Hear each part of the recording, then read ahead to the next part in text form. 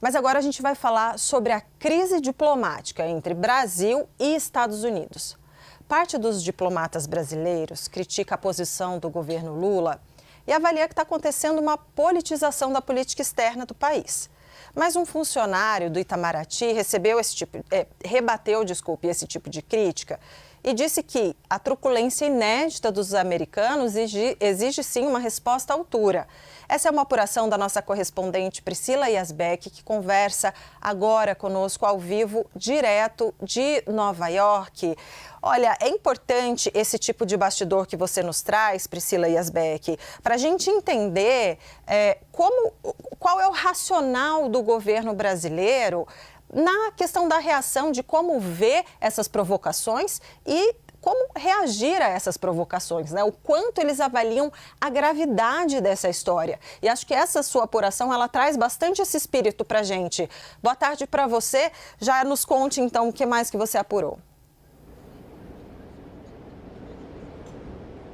É isso, Débora. Boa tarde a você, a todos que nos acompanham. Débora, na semana passada, quando houve a revogação do visto da embaixadora Maria Luísa Viotti, depois a aprovação do nome do embaixador americano, ainda sem uma resposta do governo brasileiro com aval para que ele assuma o posto chamado Agriman, a crise escalou com ambos os lados se acusando, trocando acusações, o governo americano dizendo que deu todas as oportunidades de o Brasil fazer a coisa certa, mas que o Brasil não adotou os procedimentos corretos, e o governo brasileiro rebatendo e dizendo que o governo americano não respeitou as regras do jogo, a Convenção de Viena de 1961, que as consultas para um embaixador deveriam ser secretas para apenas depois esse nome ser divulgado.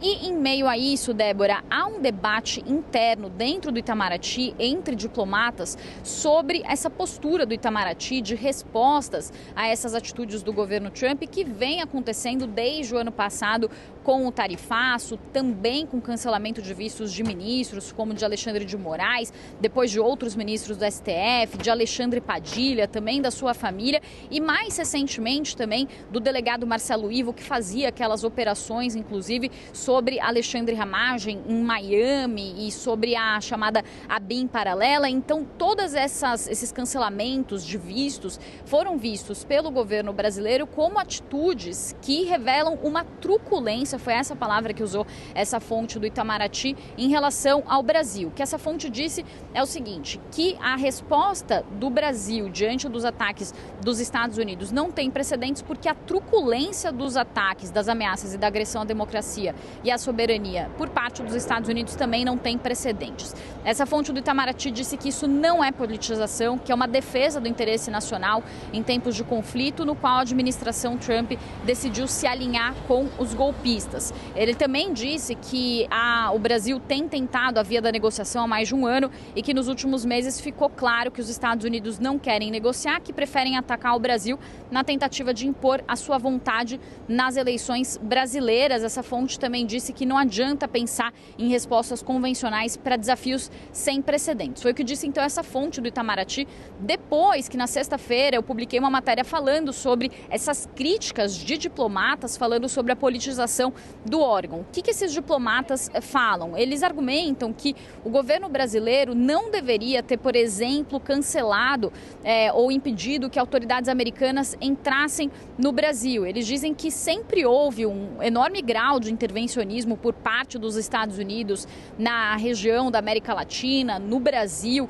Um dos diplomatas com quem eu conversei lembrou, por exemplo, que durante o governo de Jair Bolsonaro, também autoridades dos Estados Unidos foram ao Brasil. O secretário de Defesa, o Lloyd Austin, no governo Biden, foi ao Brasil para questionar e fazer ali uma investigação em relação às eleições brasileiras, e mesmo assim eles não foram impedidos de entrar no Brasil, ainda que fossem governos de espectros diferentes da política, um governo de esquerda, aquele dos Estados Unidos de Joe Biden, um governo de direita de Jair Bolsonaro. Então, o que esses diplomatas dizem é que o que mudou diante diante desse alto grau de intervencionismo dos Estados Unidos, que sempre existiu, foi a resposta brasileira, agora com o Brasil, então, impedindo que autoridades do governo Trump entrem no Brasil e também demorando para responder à indicação do embaixador americano em Brasília, responder ao Agriman. Esses diplomatas com quem eu conversei que fazem essa crítica dizem que o Brasil não está sendo nada pragmático, que o governo como um todo e Itamaraty estão escalando nitidamente o discurso de uma lógica mais pretensamente soberanista com um nítido interesse eleitoral. Então eles dizem que com a proximidade das eleições, o discurso eleitoral e de defesa da soberania, que tem sido muito usado pelo presidente Lula e que tem gerado dividendos políticos para o presidente Lula, tem entrado dentro da diplomacia, algo que na visão de alguns diplomatas é algo que não acontecia antes, né? Não é uma postura tradicional da diplomacia brasileira usar esses discursos políticos. E aí, Débora, hoje também houve uma publicação de um artigo do ministro de Relações Exteriores, nosso chanceler, o Mauro Vieira, no Correio Brasiliense, e nesse artigo ele usa muitos desses argumentos que essa fonte do Itamaraty também usou comigo. Ele fala sobre o fato de os ataques recentes de governos estrangeiros às instituições brasileiras serem grosseiros, sem precedentes, que é uma palavra que também essa fonte usou comigo. Ele também falou que por serem situações sem precedentes, inéditas por parte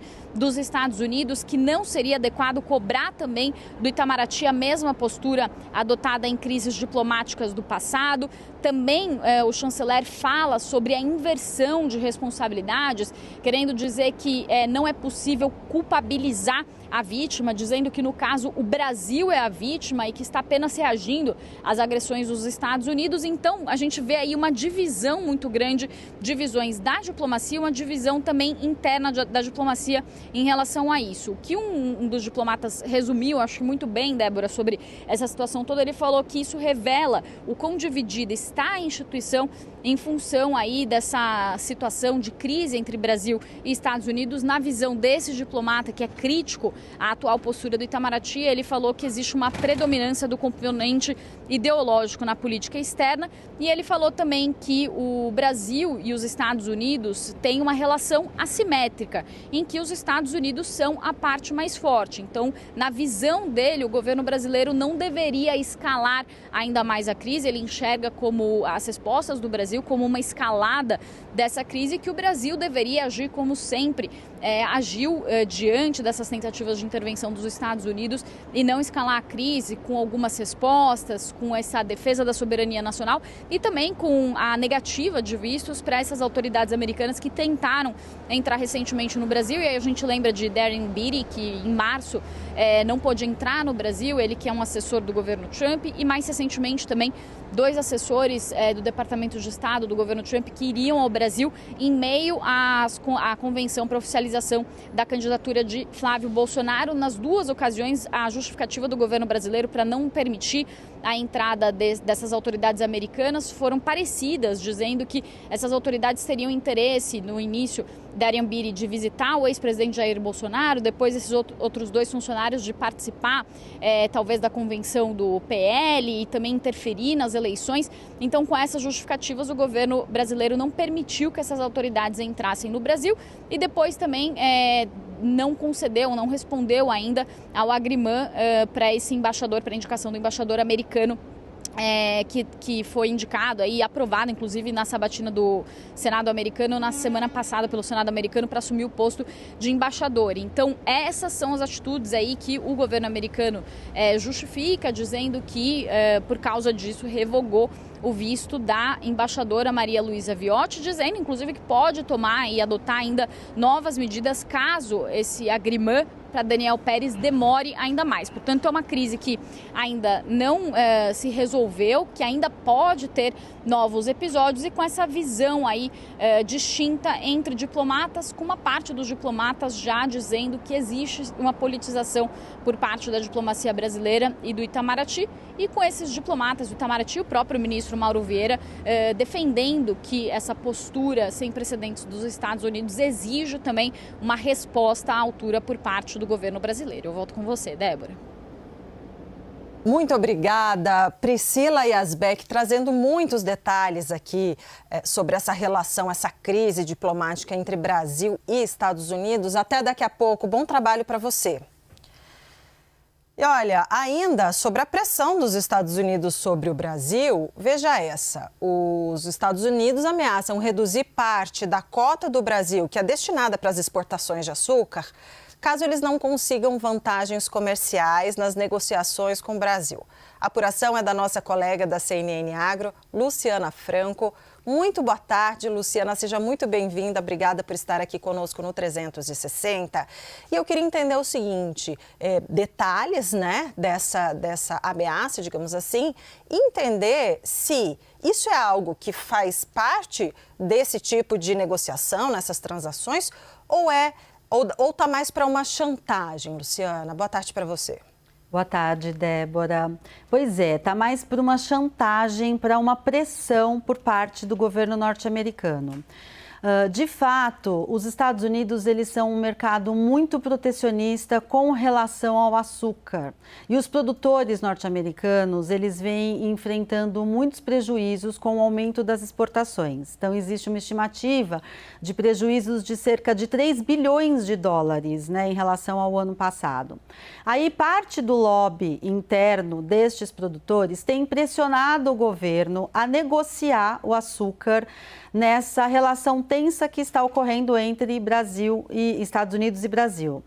Por quê? Existe uma cota, né? Os Estados Unidos eles importam tanto um volume aberto quanto um volume por meio de uma cota, cuja tarifa é bem reduzida. Para se ter uma ideia, a tarifa dentro da cota é de 66 centavos por libra, enquanto a tarifa fora da cota é mais de 15 centavos de dólar por libra. Então, a cota é muito vantajosa. Existe uma cota que foi distribuída agora ao final de julho, é 1,1 milhão de toneladas. É um volume muito pequeno, distribuído para 39 produtores de açúcar. O Brasil está em terceiro lugar nesse ranking, com 100 mil toneladas. Só que esses 100 mil toneladas é um volume inferior ao que tradicionalmente o Brasil exporta dentro da cota. O Brasil tem exportado 156 mil toneladas dentro da cota.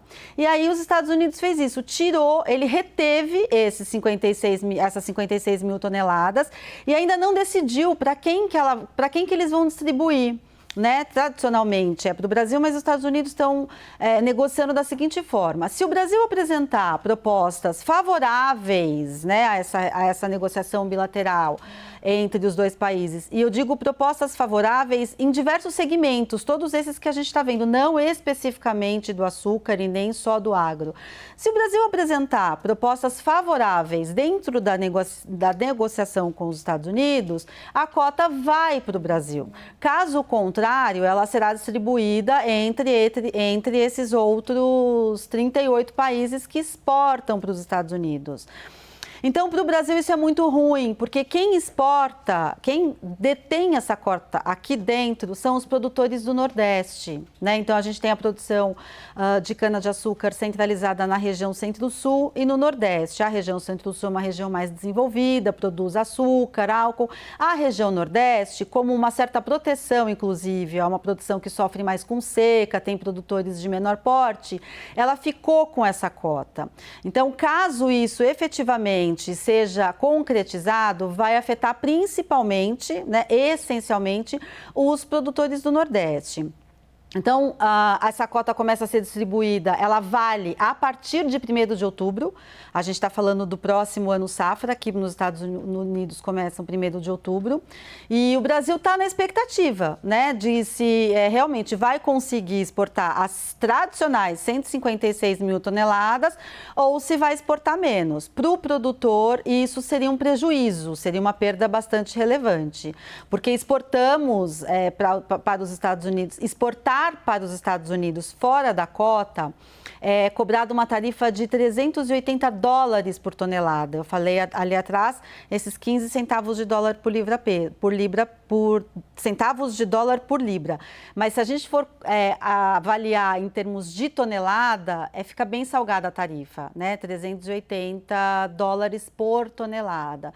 Então, isso pega o setor num lugar bastante sensível. A gente já vinha falando, o etanol não é problema para o Brasil, a negociação, mas o açúcar é um mercado estratégico, é um mercado cuja a rentabilidade para o produtor é muito boa. Então, a gente está na expectativa aí dessa decisão em relação a esse tema. Muito obrigada, Luciana Franco, por trazer essas informações e um toque de análise também para a gente. Excelente trabalho para você.